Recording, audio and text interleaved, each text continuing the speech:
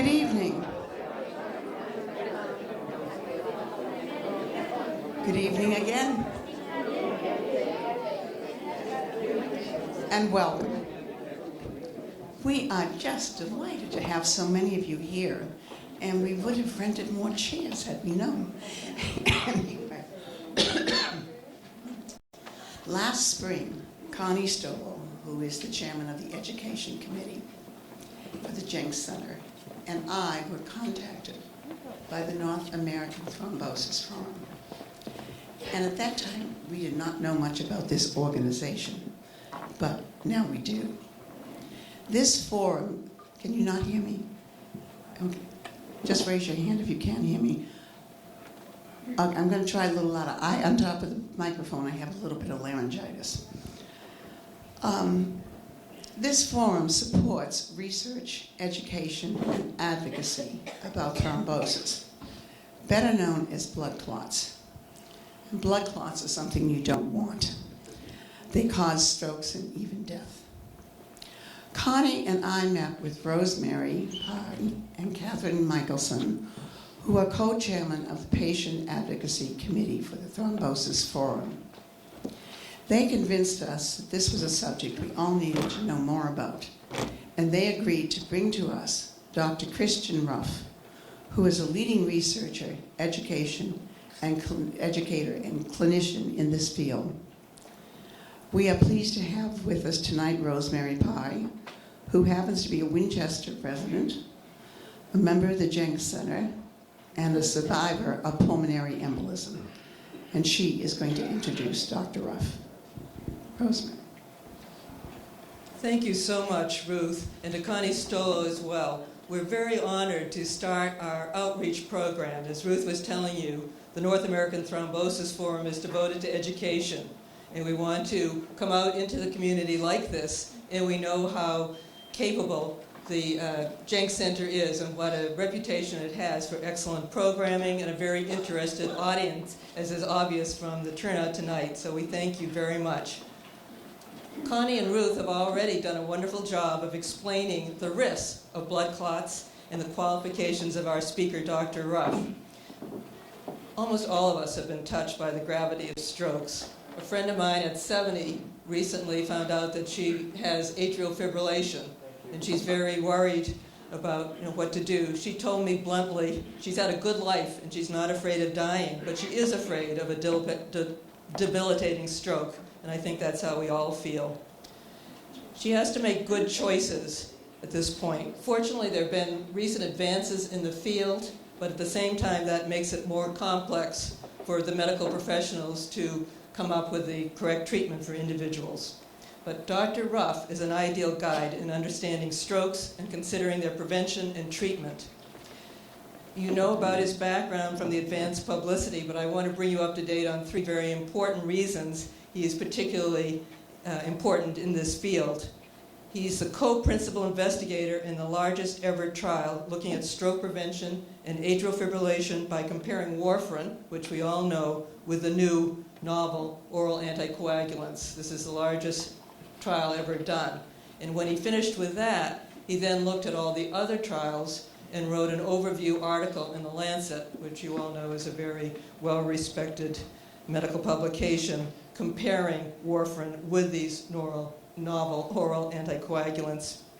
And after he finished that, there was an article in the New York Times, which many of you follow, Jane Brody's column well. Many of you take a look at that? And that's on AFib fibrillation being a factor causing strokes. He's also finally the leader of the AFib initiative at the North American Thrombosis Forum. They gathered all the experts in the field last spring, and they're trying to come up with best practices and to make it easy for doctors and patients to get guidelines. And that's under review right now, and once it's available, it'll be on the NATF website. Finally, Dr. Ruff will be speaking this Saturday on the novel oral anticoagulants at the NATF Summit, which we hold at the Copley Plaza in downtown Boston. And we have information about that in the back corner if you'd like to get it after the program. We'll be having a presentation and then questions. But at that, in the summit, there will be many doctors speaking, and it's geared to medical professionals, but it's also accessible to patients. I've gone many years, and it's low cost and, again, accessible to patients as well. So I'm delighted tonight that we have Dr. Ruff, who can explain all of this to us in layman's terms before his Saturday presentation. Great.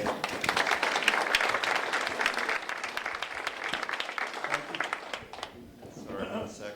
Thank you very much, Ruth and Rosemary. It's a real pleasure to be with all of you tonight and talk about what I think is a very important topic, stroke prevention and atrial fibrillation. And what I'm really excited about is to talk about some of the incredible advances we've seen in the last 5 years that have totally changed the landscape of how we prevent stroke from this devastating disease. So atrial fibrillation, for those of you that have it or know someone who has it, is the most common abnormal heart rhythm that we find in clinical practice. So we all know that your heart rate is normal, around 60, 70, 80 beats per minute. It's very regular, like a metronome if you're a musician. The problem is that the conduction system of the heart, the electrical circuitry, can go awry, and instead of conducting at a nice slow pace, all of a sudden your heart can beat very irregularly and very fast. And often patients first know that something's wrong and that they're atrial fibrillation because they feel their heart racing, palpitations, and they may be dizzy or lightheaded.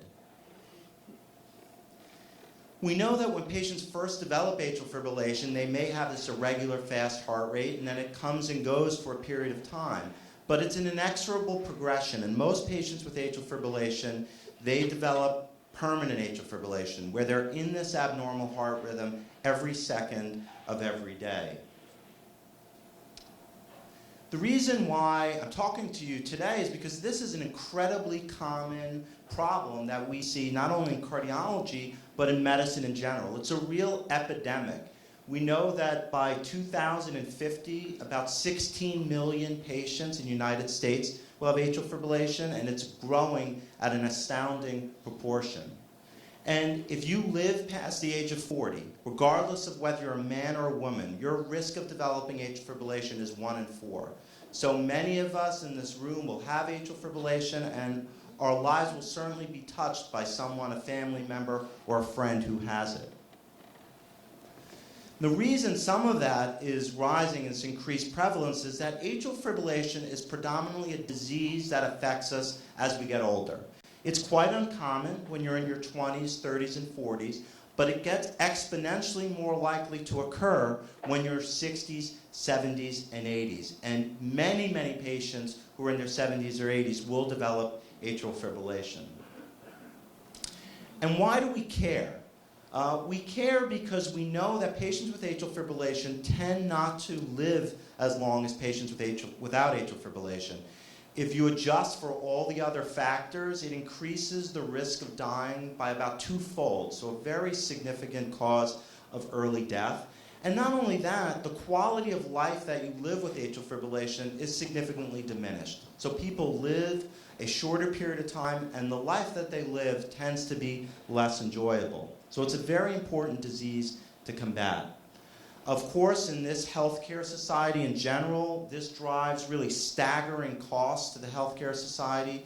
And we know that every decade, every year, there's an inexorable increase in hospitalizations for atrial fibrillation and increase in hospital costs. So we're doing everything we can to try to take better care of our patients and also drive down some of these costs, which begin to affect healthcare premiums. So obviously, I hope I've convinced you that atrial fibrillation is very common.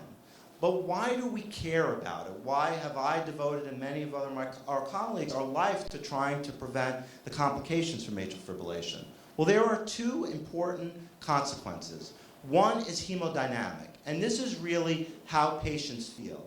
So patients with atrial fibrillation tend not to feel well. They get short of breath, they're tired, they don't like the sense of their heart racing, and they develop congestive heart failure retaining fluid, so they get swollen legs and ankles. And certainly that those are very important complications that we treat regularly. But what I'm going to focus the majority of my time today is to talk on the right-hand side of the screen, the embolic complications. And these are from the blood clots that form in the heart and then travel to the brain and the rest of the body. And so what happens is when you're in atrial fibrillation, your heartbeat doesn't beat normally. And when your heart doesn't beat normally, blood flow in the heart is slower than we would like. And it forms blood clots. The same thing if you leave blood in a tube, if you go to the phlebotomist and it clots over a period of seconds. That same sort of thing happens in the heart when it's not contracting normally. And this is a blood clot that we see in the heart when we do an ultrasound of the heart. It's very scary when we see that because we're worried that that clot can get dislodged from the heart and then travel to the body. And unfortunately, the first big thing that happens when the blood leaves the heart is the brain. And that's why patients with atrial fibrillation are at risk of stroke. And the reason why we care so much about this is that strokes from atrial fibrillation are the most devastating types of strokes that you can have. They're the most likely to be fatal. A quarter to a third of strokes from atrial fibrillation, those patients will not be alive at the end of a month. And the patients who survive a stroke from atrial fibrillation are the most likely to have long-term devastating neurological ability, have to be institutionalized and get help for all of their daily cares of living. So it's an incredibly important thing to prevent. And so I really want to hammer that home as these are bad strokes. These aren't the little strokes or TIAs that people are fine 1 to 2 weeks later. These have staggering implications for the rest of their lives. If you took all strokes, about 1 in 5 strokes are due to atrial fibrillation. If you take patients in their 60s, 70s, 80s, 90s, and 100s, it's about 1 in 3. And if we go another 10 or 15 years, it may end up being about half of all strokes are due to atrial fibrillation.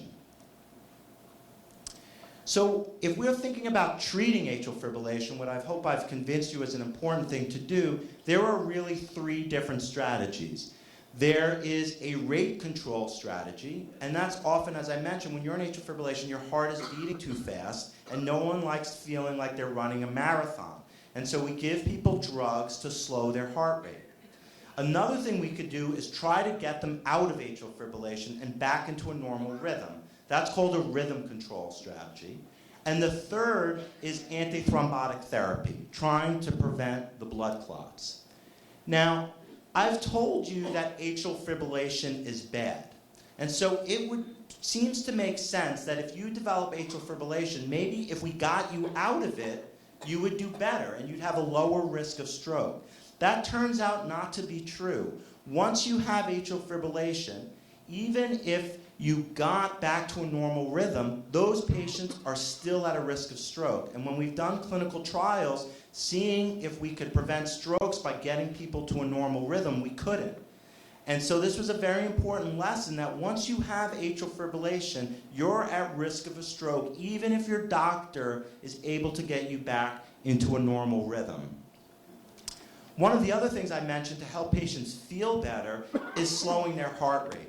And we used to be very aggressive in doing that and giving people lots of drugs such as beta blockers or calcium channel blockers to slow the heart rate. And people used to feel really tired when you gave them all that medication. It turns out we could be a lot less aggressive in driving people's heart rate down, and they tend to do just as well. So we've learned some very important lessons that we can lower the medication dosages that we use and let people's heart rates be a little bit higher. And that even if we're able to get patients back to a normal rhythm and they feel better, patients think I'm cured, they're not cured. They still have a risk of stroke. So what are we to do to prevent these devastating complications? And the answer is giving them antithrombotic therapy. So a thrombus is a blood clot. And this is a high-resolution picture of a clot. Clots, the blood vessels clot in the red blood cells clot in the vessels. Is filled with a bunch of other platelets and fibrin. This is what you'd find if you went into someone's heart that was having a heart attack or someone's brain who was having a stroke. We want to prevent that. And there are 2 ways to prevent it. You can either give them an antiplatelet agent, so a drug that prevents platelets from sticking to each other. A very common drug is aspirin. Aspirin works by preventing platelets from sticking to each other. Another option is giving an anticoagulant. And when someone says an anticoagulant, really what they're talking about is giving a blood thinner. Now, the most common blood thinner that we have is warfarin. And that's a drug that I think everybody in this room is familiar with, either is on it or knows someone who's been on it. The story of warfarin is actually quite fascinating. In the United States and southern Canada, in the Great Plains, in the 1920s and 30s, farmers realized that cattle were hemorrhaging in the field. So they'd have these cattle that would be roaming, and they would be basically exsanguinating out in the plains. And the veterinarians began very worried, and they figured out that the cattle were eating spoiled hay. And the spoiled hay was preventing the clotting going on in the cows. They brought a dead bull to the University of Wisconsin. And the chemists there ended up identifying a compound which was the same compound in the spoiled hay, and they named it dicoumarin or coumadin. They actually first developed, it took about another 15 years, they developed it as a rodenticide or a rat poison. So you'd give a drug to the rats, and the rats would basically bleed, and it killed the rats. It's a very effective rat poison. And actually, an Army inductee who was unfortunately depressed tried to commit suicide by ingesting an overdose of the rat poison, and he lived. And someone got the idea, maybe you could use this therapeutically in humans to prevent blood clots. And actually, one of the first patients to get Coumadin was President Eisenhower in the White House. A famous cardiologist from Mass General Hospital actually gave it to him after he suffered his first heart attack. And warfarin was our only available blood thinner for over half a century, which is pretty remarkable when you think about all the drugs that have come and gone since the 1950s. It actually approved in 1954. And the reason why we use warfarin is pretty effective. Warfarin reduces stroke by about 64%. That's a big reduction. It prevents 2/3 of all of these devastating strokes. You might ask, well, you told me maybe I could use aspirin. And I don't like warfarin because I have to get my blood monitored all the time. Maybe I'd use an aspirin. It turns out that aspirin, unfortunately, is much less effective than giving a blood thinner. Compared to warfarin, warfarin's about 1/3 more effective. So if you're using an aspirin for stroke prevention, it's not going to work. So another message is aspirin is really important in preventing heart attacks. Aspirin is not very effective in preventing brain attacks in patients who have atrial fibrillation.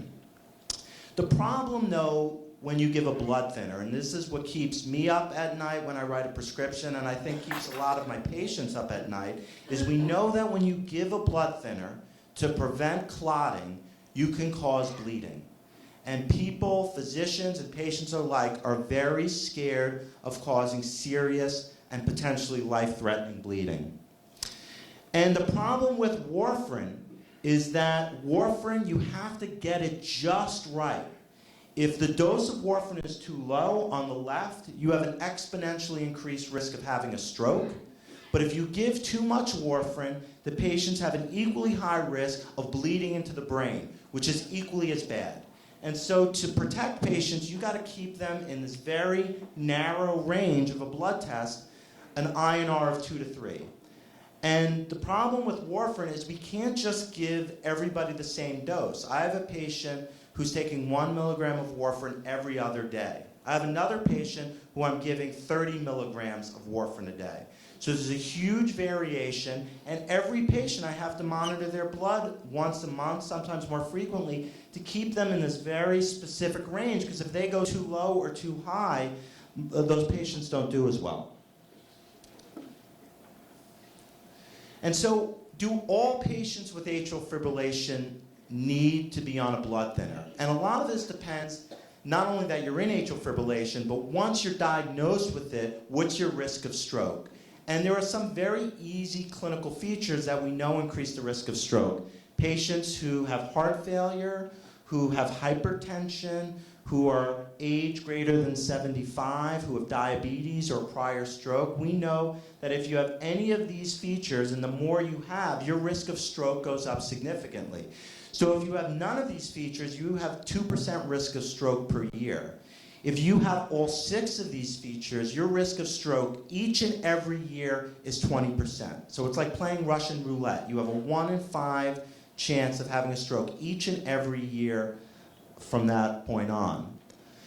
The problem with using this old scoring system is we used to define low risk if you had 0 or 1 of these features, but that used to be half of the patients. So we weren't giving blood thinners to half of the patients we were seeing routinely in clinic. And people began to worry that we really weren't doing our job protecting patients. And we now have better scores. I won't go into too much of the detail, but we realize we need to be giving blood thinners to a lot more patients. We know that anyone who has atrial fibrillation and who also has coronary disease, has had a heart attack or a stent, we know that women tend to be at higher risk of stroke. And so we added other factors, and now really anyone who has any of these risk factors, whether they're age now not just 75, but 64 to 74, they have hypertension, heart failure, a female, prior stroke, any of these factors, we consider them for anticoagulation. So we're really expanding the use of anticoagulation. I'm just going to skip this for a minute. One of the things that you could say is, well, you know, obviously I know that I'm at risk of stroke, but what if I have a too high risk of bleeding?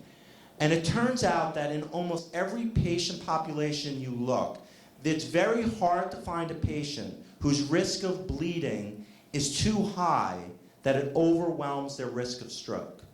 But this is very contrary to what we see in clinical practice, because we know from studies that if we give warfarin to patients, we prevent 35 fewer strokes and only cause 1 more serious bleed or bleed in the brain. The problem is we grossly underwrite prescriptions for blood thinners.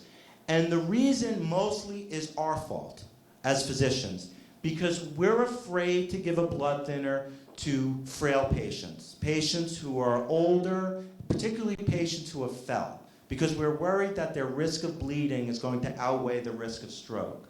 Well, it turns out that that is not true. This is a very interesting analysis that they tried to calculate how many times a patient has to fall before their risk of bleeding on a blood thinner outweighs their risk of reducing stroke. It turns out that you have to fall almost 300 times.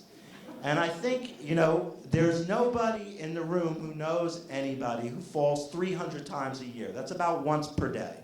And so I think that it's safe to say that we shouldn't be withholding anticoagulant or blood thinner therapy just because someone's a little bit older and maybe a little bit unsteady on their feet. They've actually looked at this prospectively, where they took patients who the physician said they fell before, they're at high risk, and patients who didn't fall before. And it turns out that if you give them a blood thinner, they do equally as well. That patients who have a history of falls tend not to bleed more than patients who don't have a history of fall.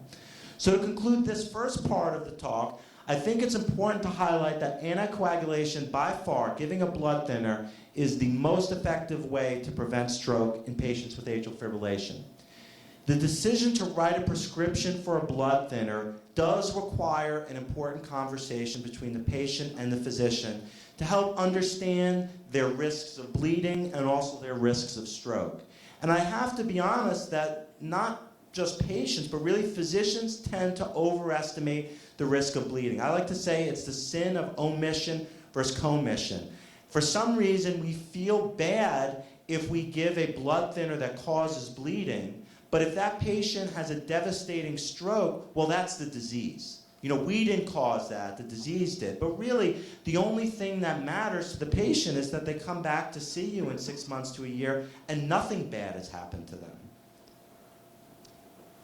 And I do think that we're getting much better at being able to figure out who we should give a blood thinner and who we shouldn't. And I'll just tell you in general, there's a real push to give blood thinners to more and more people. Now, do we need another blood thinner? I told you warfarin's been available for 60 years. It's incredibly cheap. You can buy a 3-month prescription of warfarin for a couple of dollars at Walmart. Do we really need something else? Well, the answer, unfortunately, is yes. Although warfarin is incredibly effective, every year, warfarin is the most dangerous drug that we use in clinical practice. And the problem is multiple. First of all, it doesn't work immediately when you give it. You have to give it for a couple of days or weeks until it reaches a therapeutic level. And then when you stop it, it hangs around for days to weeks. And so if you have to get your teeth pulled, you have to stop it 7 days before. Unfortunately, it interacts with almost every food or drug that you take. And so you can't eat too much spinach, or you're not eating enough green leafy vegetables. Every medication you take by your doctor or over the counter seems to affect your blood levels of warfarin. So it's a very difficult drug to use. But the reason why I think we need something else is, even though we've used warfarin for half a century, we use it incredibly poorly. And this is a very illustrative example of patients who showed up in an emergency department in the United States with a devastating first stroke from atrial fibrillation. These were all patients who did not have a contraindication to a blood thinner, so they all theoretically should have been on it. 90% of them were either not taking warfarin, which was the majority of them, or they were taking it, but they weren't therapeutic on it. And so when 9 out of 10 patients are not being protected, we're clearly in need of something better. And so if you were in a laboratory in a biotechnology company or a big pharmaceutical company in the 1980s, and you were trying to develop a new compound to replace warfarin, what are some of the features that you'd like? Well, you'd want to take it orally. No one wants to inject anything. You want it to work right away. So you want to pop it in your mouth, and you want it to be fully effective within a few hours. You don't want it to interact with your diet or other medications you're taking. You'd want it to be safe in patients who have impaired kidneys, because we know as we get older, our kidneys tend not to work as well. And of course, we'd like to have an antidote, because we know that if you give any blood thinner, it's going to cause bleeding. If it doesn't cause bleeding, you're taking a placebo. It's not working. That's how these drugs work. If you prevent clots, you're going to cause some increase in bleeding. And so all of the new blood thinners affect very specific proteins in the clotting system of the heart. And I'm not going to go into the details, but we have 4 new exciting agents just in the last 5 years to replace warfarin, where we hadn't had any advances in 50 years. And I'm not going to go into the details. These are some of the names: dabigatran or Pradaxa, and the 4th drug, edoxaban, which will be Savayese. It's not yet approved, but likely by the end of this year. They're all very similar in that if you take one of these medications, you take it by mouth, it works right away. Within 1 to 2 hours, the drug's fully active in the system. And the half-life of the drug is much shorter than warfarin, so not days to weeks. It's really about 12 to 14 hours, so it's rapidly out of the blood. So what's interesting, and I'm a clinical trialist, and I do large-scale clinical trials for a living. If you look at warfarin, the landmark drugs that we had, there were only 3,000 patients in clinical trials of warfarin. These 4 new drugs in the last 5 years, there have been almost 72,000 patients who've been randomized to one of these landmark phase 3 trials studying one of these new blood thinners.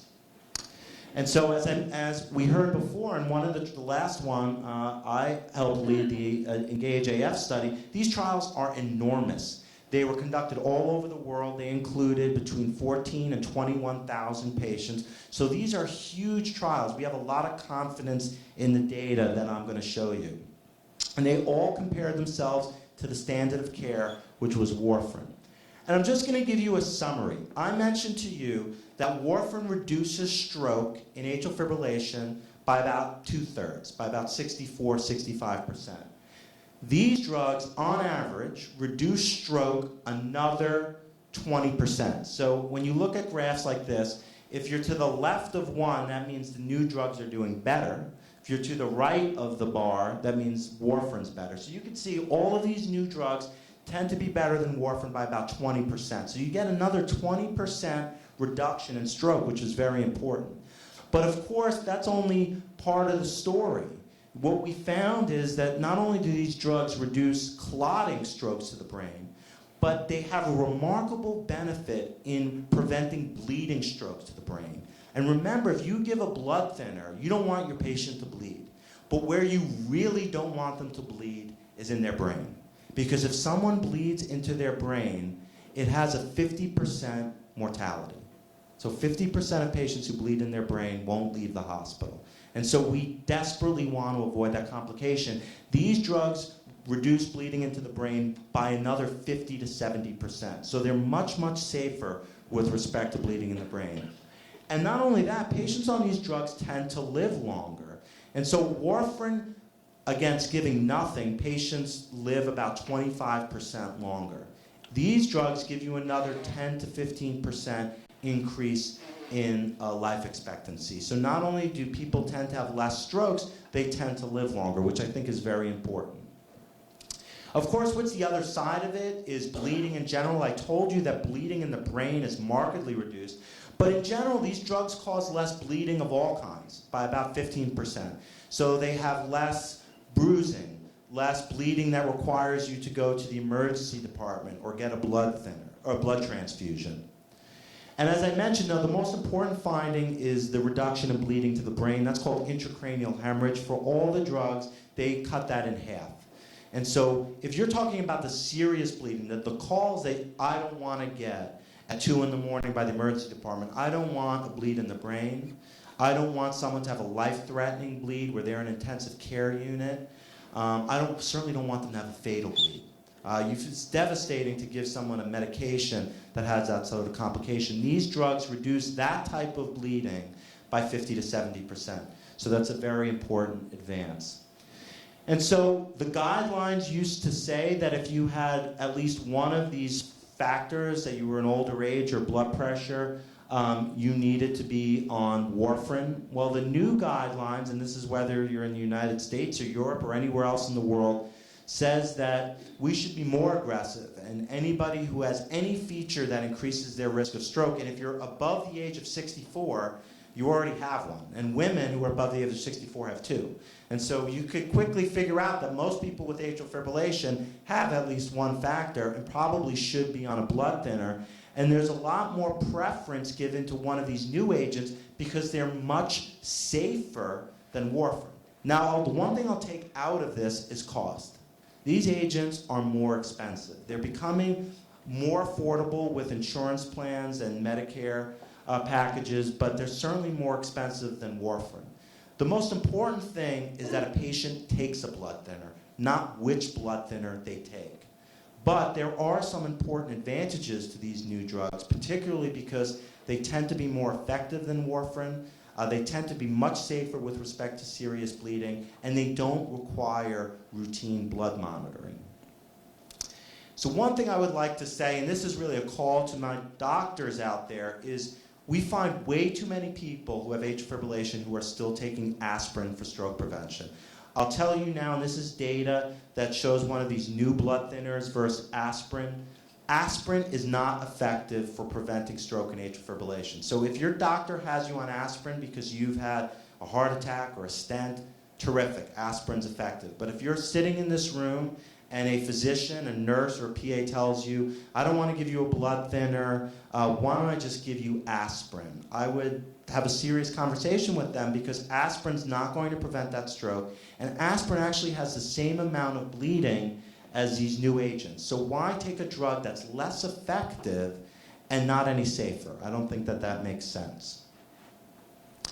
So what are some of the unresolved questions in practice? Because as I mentioned, I see patients in clinic at Brigham and Women's Hospital, and I do clinical trials, but I also recognize that, maybe the patients that I enroll in a clinical trial are not like all of you sitting in this room. Do the results of the clinical trials that you may hear about on the news or read in the newspaper, do those results really apply to you? Or is this like an ideal laboratory experiment? Another important question is if you listen to a commercial about one of these new agents, you'll hear you can only take this not only if you have atrial fibrillation, but it has to be non-valvular atrial fibrillation. And what the heck does that mean? How are you supposed to know what type of atrial fibrillation you have? A big question I get from my patients is it safe to use these drugs because there's not an antidote? What about if you told me that I have less of a chance of having life-threatening bleeding, serious bleeding, but what about if I do bleed? Can you reverse it? And if you can't reverse it, should I be taking it? And then the other interesting thing is these drugs were all developed so you didn't need a blood test because people were tired of going to their doctor every 2 weeks, getting their blood drawn, getting those big bruises on warfarin. But now people are nervous. Should I really be taking a blood thinner where you don't know what the levels are? Maybe we should be monitoring these new agents, and I'll address that. The one thing I would say is these drugs seem to be as advertised. When the first drug came out, Pradaxa, there was a tremendous amount of press that this drug was harmful, that people were bleeding like crazy out in the community. And people began to be worried, like the clinical trial was a lie. That data was too good to be true. If we use it in clinical practice, people are doing terribly. The FDA got very concerned. They did 2 additional analyses. They just completed a huge one, 135,000 patients, where they looked at patients who got warfarin and patients who got one of these new agents in the first 6 to 12 months of approval. And they found that, in this case, it was dabigatran. The results in the real world were identical to what was seen in the large clinical trial. And warfarin ended up being much more dangerous with respect to serious bleeding than this new drug. So what happened? It's something that we call the Weber effect. If you have a new drug that no one's used before, everything that happens you report. You get stimulated reporting. So everyone who bled on the new drug, they called in to the FDA. Anyone who practices physicians, if you went to medical school after 1950, you've used warfarin. No one would report bleeding with warfarin unless a patient turned green and their head popped off. That would be something you never saw with warfarin. And so what you ended up getting was people just reporting bleeding on the new drugs, but that's because they had never used it before. And as I mentioned, all of these drugs cause some amount of bleeding, but these new drugs seem to cause less bleeding in the real world. So this FDA data was very reassuring. This non-valvular thing is really unfortunate because it's a complete misnomer. The only patients with atrial fibrillation who should not be eligible for one of these new drugs are patients who have a mechanical heart valve. So that's not patients who've had a valve replacement with a cow valve, a pig valve. It's patients who get a mechanical valve. So if you've had a valve replacement and when you sit there quietly at night you hear it clicking, that's a mechanical valve. Don't take one of these new drugs. They haven't been studied. But anyone else, I'm sure there are lots of people here who have some valvular issue. They have a little bit of a tight aortic valve. They have a little bit of a leaky mitral valve, tricuspid valve. All of that is fine. That is not non-valvular atrial fibrillation. So it's just remember, if you have a metal valve, warfarin's still the only drug for you. Almost everybody else is eligible for one of these new drugs. And this is just to show that these new drugs work just as well in patients who have other heart problems than patients who don't have other heart problems. Probably, I think the most important thing is this issue about an antidote. We tend to be reassured that we can reverse warfarin. And so if you bleed on warfarin, we can fix it. That turns out to be a myth.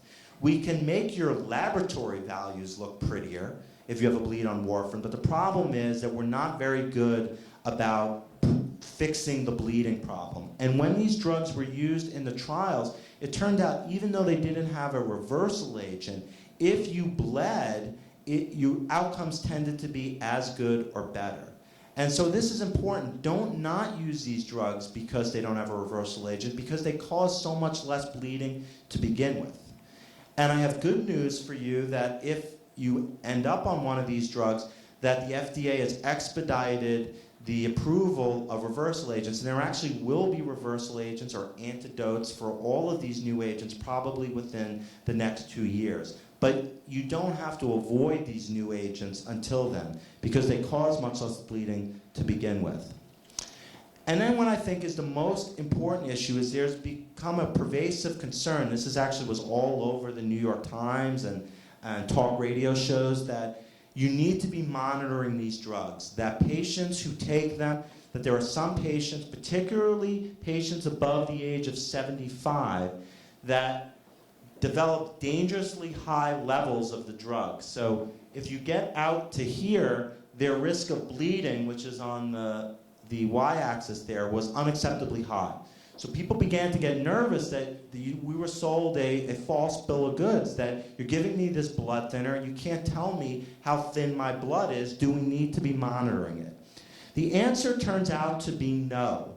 All of these drugs have incorporated in their prescription lowering the dose in patients who we think are at excess risk of bleeding.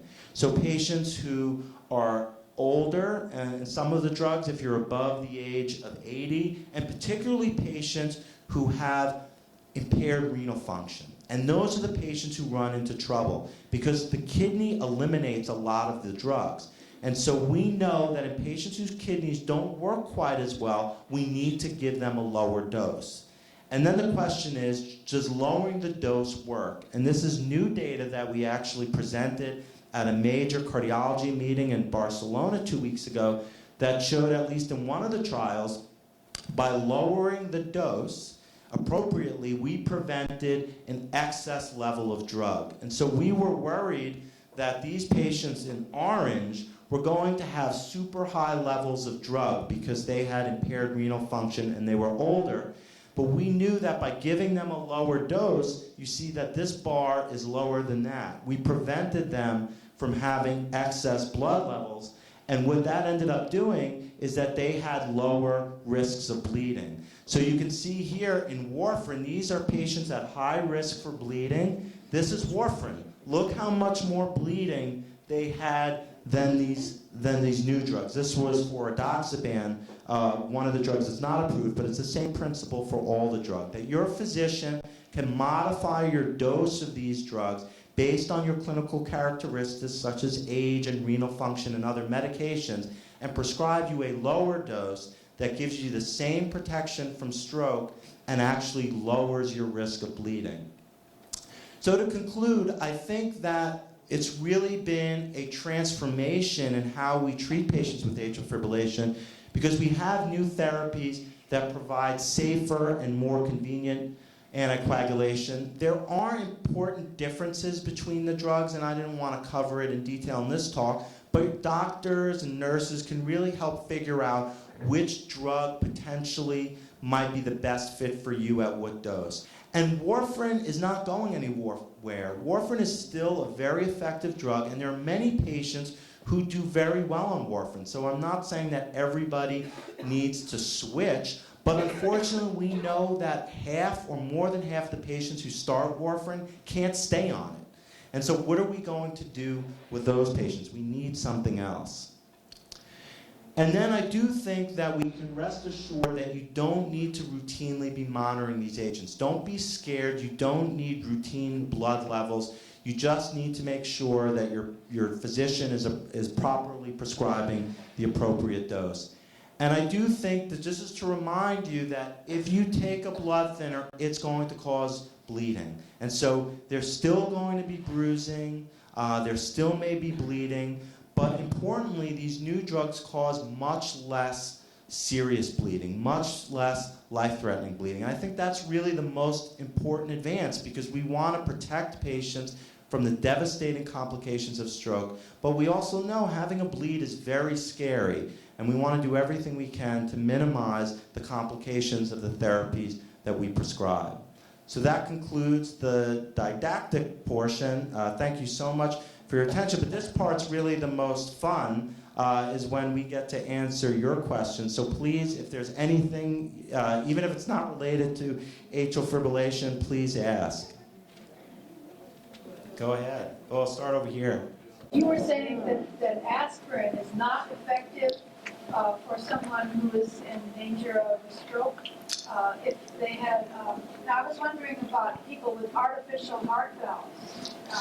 Would that not be a good prescription? Yeah, so for atrial fibrillation in particular, aspirin is not effective.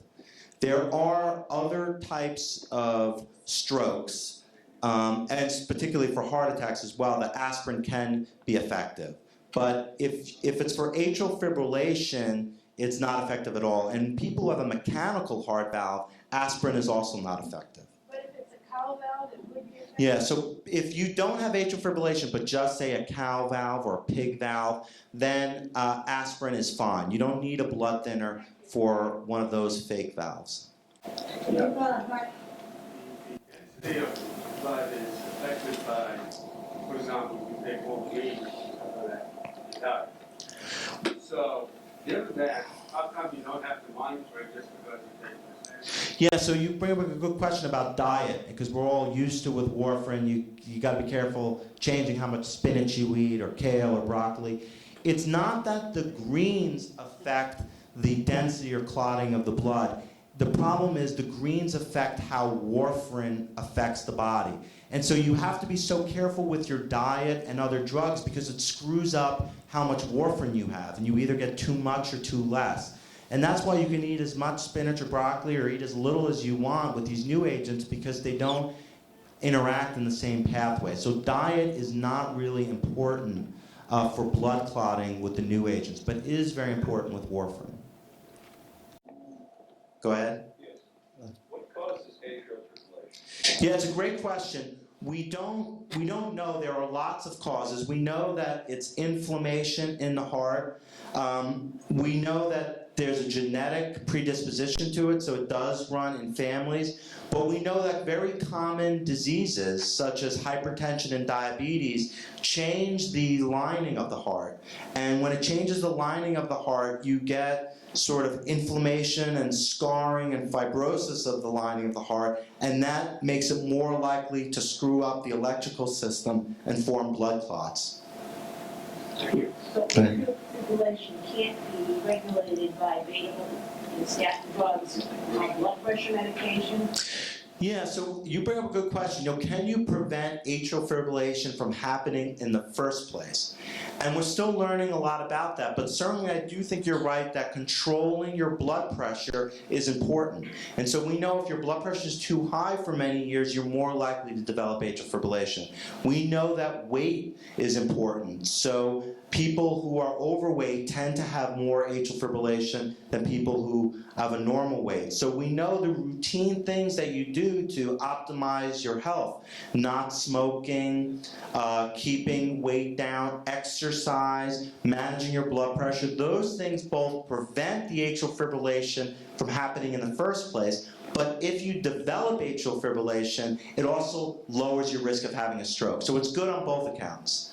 And so that's why it's empowering. It's not like you can't do anything. All of the routine healthy things that you can do will help prevent you from ever needing one of these drugs. But I will tell you, it's so common that if you live to your 70s, 80s, and 90s, even if you do everything right, unfortunately, many people will still develop atrial fibrillation.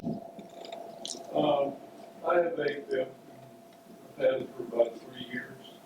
I'm very active. I golf, play tennis, on Propofol for weight control. Right. Is there any? So when I'm exercising and walking on the golf course and all that, is there any theory that they detect the AFib when you're lying on a stretcher giving you an EKG? Is there any tests that show whether you have AFib when you're exercising? Yeah, no, you bring a good point. There are tests that show that we can put like little monitors under the skin in people, and we can detect with atrial fibrillation with activity. The problem is it's very variable. Some patients will go in atrial fibrillation a couple of hours a year, regardless of how active they are. And then there are other patients who are in atrial fibrillation, with extreme exercise, or sometimes, just sitting there all the time. And so we're not very good at picking it up, but we know that once we detect it, it almost doesn't matter. Once you have atrial fibrillation, the changes in the heart that predispose you to forming a clot seem to exist regardless of whether you're in the abnormal rhythm or not. And that's one of the things we didn't understand. We thought, well, maybe you're just at risk when you're actually in the rhythm. And so maybe if say you got it with exercise, maybe if we prevented you from getting it when you exercise, that would lower your stroke risk. Turns out not to be true. And maybe from this side, I don't want to ignore the right side here. Is there one of the new drugs that you speak of here that is better than the other? I think that they're all much more similar than they are different. The most important thing for me is which one I can get for the cheapest copay to my patient. That's the most important thing. I don't think one of them is necessarily a lot better than the others. There are some differences that make me choose one agent to another, and some of that might be too detailed for today, but there are some drug that causes the less bleeding in the GI tract, and so if I have a patient who had a prior ulcer or something, I may use, say for example, Eliquis, which seem to have the less bleeding from ulcers and other things like that. I have other patients who really want to take a medication only once a day. Only 2 of the medications are once a day, Xarelto and the new agent, Edoxaban, which will be Savalieça. They'll be the only 2 once-a-day drugs. So I really have a conversation where I try to figure out for that particular patient that cost that they could get with their prescription plan, whether they like once or twice daily, what other medical conditions they have. But I will say they're much more similar than they are different. One is not clearly better than the other. One other question. What do you do if you're being treated by a permanent cardiologist who says to you, warfarin, these other drugs, you don't have enough practice on, you don't have enough history, and stay with the warfarin? Yeah, no, it's tough, and I have colleagues. I have colleagues that I work with who say that. I'd say maybe get a second opinion, but I would say that these are some of the most studied drugs that we've ever had in the history of medicine, and that's why I show you that slide. 72,000 patients. There is not another class of drugs that have been studied in human history that we have more data on. And so and these weren't short trials, these were years. These trials patients were followed for years and years. And so I'd say if there's any drug that we have data on that we can feel reassured about, it's these new drugs. And so I certainly feel very comfortable that the data stands for itself. But I don't want to say that warfarin is a legitimate option.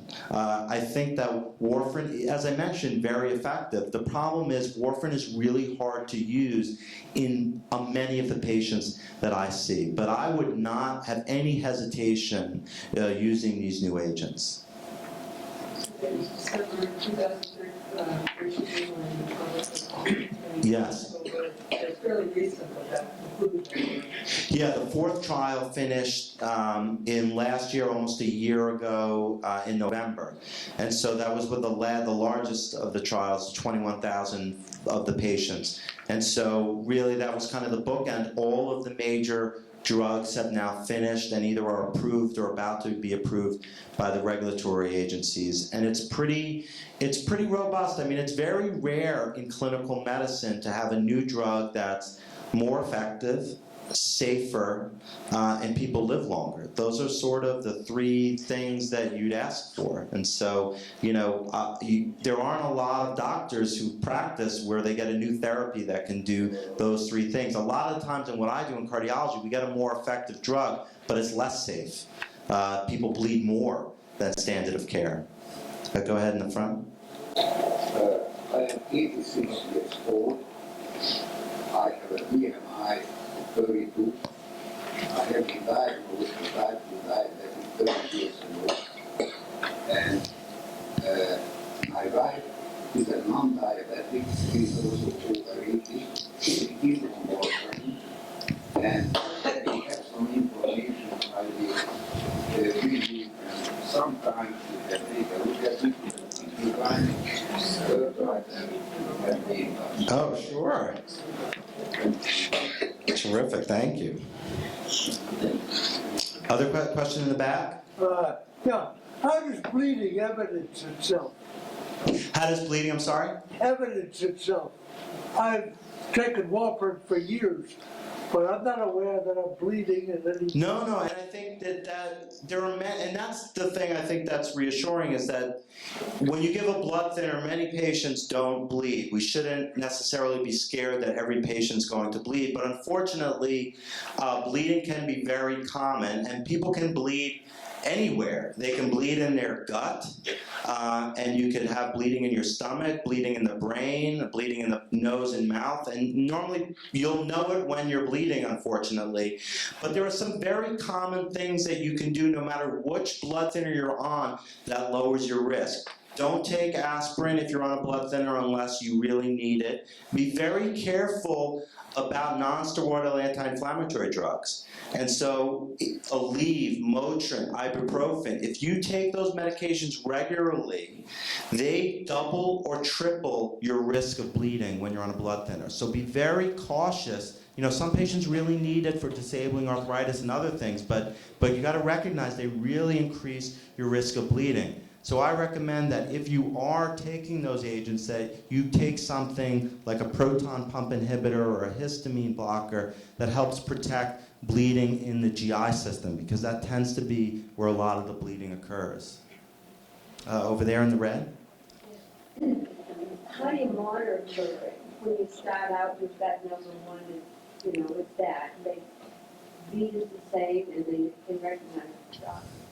Now, do you stay at the same beat, does it go worse, does it get better?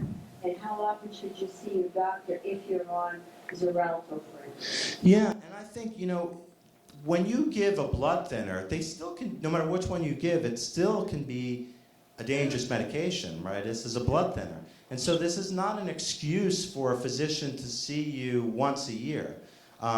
Just because you doesn't need routine blood monitoring, I say those patients still need the same patient monitoring. So I still want to see my patients regularly, probably at a minimum of every 6 months. But when I first started, I routinely see them in a couple of weeks to make sure that they're doing well, they don't have any problems. And then at 3 months, 6 months, and maybe if they're doing well by a year, every 6 months. But you still have to monitor the patient. And it's important that you alert your doctor if there are any changes to your medical condition. So if you're hospitalized for something else, let them know, because they may need to lower your dose. But these drugs work like, in some ways they work like aspirin. Like when you take aspirin, do you measure anything? No, you just take 80 baby aspirin or full aspirin, whatever you're taking, and it works, and you're sort of not worried about monitoring it. These drugs are much more similar to that than the warfarin, where you're constantly coming back in to figure out the dose. Any other questions back there? You mentioned kidney, renal failure or renal, do you have any way of knowing whether a person's kidneys are working? Yeah, that's a great question. And every patient, before I start them on any blood thinner, whether it's warfarin or new agents, I check their kidney function. And that's in a basic laboratory. If you get any blood work at any doctor, they're measuring your kidney function. I measure it, and I measure it every time that patient comes to see me in clinic. Because as I mentioned, all of these drugs are cleared by the kidney, and the dose that you give a patient is dependent on their renal function. So patients should have their kidney function, if they're normal, if they have normal kidneys, at a minimum of once a year. If patients have abnormal or impaired kidney function, I measure it much more frequently, at least twice a year, and in some patients every 3 months, because I make changes in the dose based on their renal function. So it is important that you get blood work, you just don't need it every 3 weeks. Doctor, your earlier charts you showed a tremendous increase in the number of invasive incidents. Was that a function of just population, or was it greater than the rate? Both. It's greater than the rate of population growth, and the issue is probably 3 main drivers. First, people are living longer. And as I mentioned, atrial fibrillation tends to affect older people more frequently. So the more people who are in their 70s, 80s, and 90s, the more atrial fibrillation you have. More people are surviving heart disease. And so back when some of my mentors practiced, 25% of heart attacks were fatal. Now we're much more effective in treating heart attacks, but those patients live longer and are more likely to develop atrial fibrillation, because we know if you have other heart disease, you're more likely to develop atrial fibrillation. And also atrial fibrillation is tied to obesity. And so as the Western population ages and tends to be a little bit more overweight, we see atrial fibrillation increase. So it really is sort of, I mean, I don't want to use epidemic in this sort of stage, give the insight, it's not Ebola, but it is an epidemic. It's really incredibly common. That's why I mentioned if you live to the age of 40, you know, as of right now, you have a 1 in 4 chance of developing it, and it's probably going to go to 1 in 3. So it's very, very common. Any other questions? One in the back? Again, say for instance your go time is like between 2 and 3, Mhm. it's fine. But where is there a danger of bleeding when it gets up to what, 4? Yeah, it's a great question. If you're on warfarin, you know your doctor's always measuring your INR, and you're trying to get between 2 to 3. Certainly, your risk of serious bleeding tends to really go up when you get around 4. But I will tell you a sobering fact about warfarin. As I mentioned, that bleeding in your brain is the worst type of bleeding that you can have. If you take all the people on warfarin who bleed into their brain, 2/3 of them, the INR that they had before that bleed was therapeutic at 2 to 3. And so there's something fundamentally different about how these drugs work, that they cause less bleeding into the brain. And so that's why when I counsel patients on which drug to take, the one thing I say is, I don't know why, but these drugs, for whatever reason, cause less bleeding in your brain than warfarin. But certainly when you're on warfarin, you really want to avoid having INRs that are above 4, because your risk of bleeding in the short period of time is definitely 2 to 3 times higher. Question in the back? Yeah, so the flecainide is, when I mentioned the rhythm control strategy, flecainide is one of these drugs. We call them anti-arrhythmics, so sort of against rhythms. So there are some medications that your doctor may use to get you into a normal rhythm or keep you in it. Flecanide's one of them. Another drug, propafenone, sotalol, amiodarone. These are drugs that you may have heard. They can be very effective in getting you back to a normal rhythm. The problem, as I mentioned, is they seem to do nothing to decrease your stroke risk. And this is also true because many of you in the room might have heard of like the catheter ablation. So we could stick fancy catheters in your heart and we could zap around and get rid of the atrial fibrillation. Well, that doesn't prevent the risk of stroke either. And so the only reason anyone should be on flecainide, the only reason why someone should be getting a catheter ablation is if they're in atrial fibrillation and they feel lousy. Because those drugs or that catheter ablation that gets them back into a normal rhythm may make them feel better. So that's a totally legitimate reason to do it, but it's important to recognize it does nothing to lower your stroke risk. So you can take all those other medications to get you in a normal rhythm. If being in a normal rhythm makes you feel less tired, less short of breath, but you still need the blood thinner. A question in the back? Yeah, if you don't have AF, is there anything you should be doing other than, living well? Yeah, no, that's really it. And some of the things is those things that you mentioned: eating well, aerobic exercise 30 minutes a day, weight loss, controlling your cholesterol and your blood pressure prevents all of these things from happening in the first place. Prevents you from developing the atrial fibrillation, also prevents you from having strokes for other reasons, helps prevent you from having a heart attack. So it's nice because there's an easy message that all those things of healthy living, you're sort of getting everything in one basket. You don't have to do anything special to prevent atrial fibrillation or lower your risk of stroke. It seems to work for clots anywhere in the body. A question in the back? Yeah, you can do it very, very safely. And so we're learning a lot more about switching between these agents, and you can switch very safely from one to the other. Oh, question in the back? Is there any relationship between stress and AFib? Yeah, we know that when you get stressed, you get the catecholamine surge, kind of like the fight or flight response. And we know when you get all revved up, you're more likely to develop atrial fibrillation. And so stress is not very good for a whole variety of reasons. Sometimes we can't help it. But stress certainly makes you more likely to both develop atrial fibrillation, but also once you have it, makes you more likely to flip into it. But it's hard to write a prescription to decrease stress, no matter how much we'd like to. A question over here? In effect, you are monitoring the new medications by normal renal check. Yeah. No, I think that's exactly right. It doesn't mean that you write a prescription and you say, hope you have a good life. You need to monitor the patient. You need to monitor their health status, what other medications they're on, how are their kidneys. You just don't need to monitor the blood level of the drug. But you're absolutely, this is not an excuse for doctors to forget about the patient and say we don't need to worry about it. You still have to monitor the patient. Follow-up question?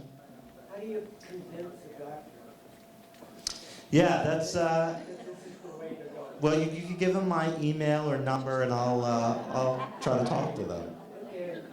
Come Saturday. Yeah, tell them to come Saturday to our summit. A question in the front? Yeah, so heart murmurs are very common. Basically, when someone says you have a heart murmur, we could just hear blood flow with the stethoscope.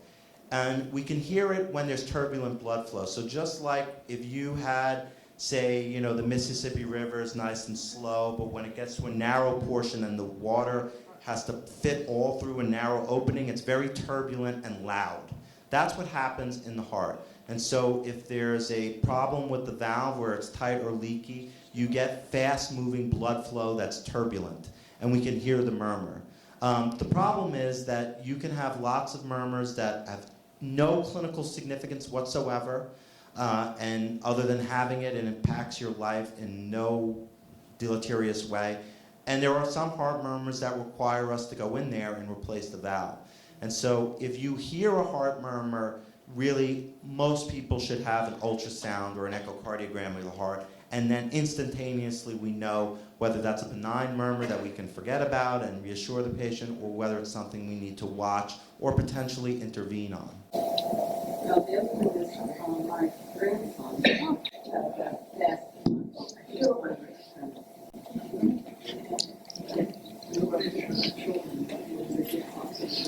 Yeah. No, it's a great question. Not all fast heart rhythms are atrial fibrillation. So you can have, there are lots of abnormal heart rhythms. The most common one by far is atrial fibrillation. And if I was to bet, if a patient who was above the age of 60 came to me with a fast heart rhythm, I would bet my house that it's atrial fibrillation. If a teenager develops a fast heart rhythm, it's very unlikely to be atrial fibrillation, because as I mentioned, atrial fibrillation tends to be a disease that really is not very common, certainly until patients are in their 40s, but particularly 50s, 60s, 70s. So it's not every fast heart rhythm that's atrial fibrillation, but every fast heart rhythm needs to be evaluated to make sure it's not atrial fibrillation, and we can do that very routinely. When we look at the electrocardiogram, we can tell immediately which one it is. Yeah, which is probably absolutely correct.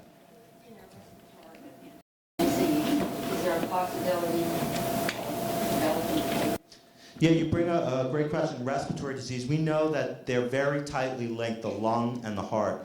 So patients who have COPD or emphysema, patients who have pulmonary embolism or clots to the lung, patients who have lung issues or get lots of pneumonias, they tend to get more atrial fibrillation. And so the heart and the lung are very tightly linked. They're sort of next to each other in the chest. And so atrial fibrillation is much more common in people who have lung problems. A question over here? My husband suffered a subarachnoid hemorrhage due to a fall back in 2010. Is he more at risk for developing AFib or having a stroke somewhere down the line? Probably not. Probably not. So someone who has a traumatic fall and has a bleed is probably not at higher risk for having a atrial fibrillation or having a clot stroke. I would say that someone who's bled into their brain, even if it was a traumatic fall, may be at higher risk of having another bleed in the brain. Right. So he's very lucky that happened. That could be very scary. Any other questions? One over there. Can tachycardia develop into AFib? Yes. Yeah, so if you have a really fast heart rate for another reason, that can kind of screw up the electrical system of the heart and make it more likely to be in atrial fibrillation. Yeah, the heart doesn't like to go, it only likes to go really fast when you're exercising. That's a healthy going fast. But the heart doesn't like it when it's going fast for another reason. But Yeah, and it doesn't mean that you're going to develop it. It's just something that they would monitor for. And I think there was a question in the back. How effective is ablation in preventing AFib? Yeah, so for catheter ablation, which is where we stick the catheters in the heart and zap all around, is very effective in lowering the amount of atrial fibrillation someone has. But I've been very disturbed that a lot of doctors seem to give the impression to patients that they're curing them and that it means that they don't need a blood thinner, and we have no evidence that that is true. And so I think if you get a catheter ablation, it will certainly lower the amount of atrial fibrillation that you suffer from. And that may make you feel much better, less tired, less short of breath. But we have no evidence that you are at a lower risk of stroke by doing so. So I leave my patients on a blood thinner even after the catheter ablation. And that's something that unfortunately is not always done routinely in clinical practice, but it's very important. Well, great. Well, it was a real pleasure to be with you tonight. Thank you so much for inviting me and hope to see you soon.